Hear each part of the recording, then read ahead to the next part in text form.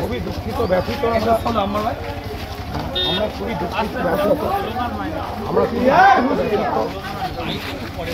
আমার ভাই তো বললেন ভাই আমরা ওই জন্য তো এটা করছি মৌনমিছিল এটা করছি যে আমরা ওসব বুঝি না কে কী হয়েছে বুঝি না একটাই জিনিস বুঝি যারা এই কাজ করেছে অত কিছু কথা নয় তাদের ইমিডিয়েটলি ধরে তাদের বিরাট শাস্তি দিতে হবে এবং ফাঁসি দিতে হবে।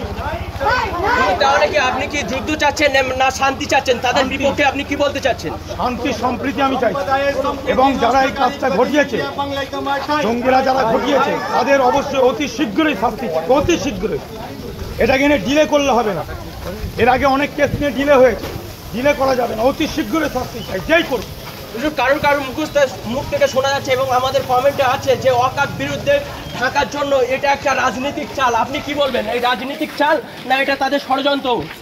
এখন ওয়াকাফ বিলটা ওটা আলাদা একটা সাবজেক্ট, ওটার জন্য আমরা যেমন করছি সেটা করছি আলাদা ব্যাপার, ওটা আমাদের দেশের ব্যাপার আমরা বুঝি। এটা আমরা হচ্ছে ভারতীয়, এটা আমাদের বিদেশি একজন এসে আমাদের ওপরে হামলা করেছে, আমাদের শান্তপ্রিয় পর্যটক যারা ট্যুরিস্ট তাদের উপরে হামলা করেছে, ওটার সাথে এটা আমরা মিলাতে চাইছি না। এটা আমাদের মৌন মিছিল আলাদা সাবজেক্ট, ঠিক আছে? অতএব আমি এখন এই নিয়ে আলোচনা করতে চাই, এইটা নিয়ে।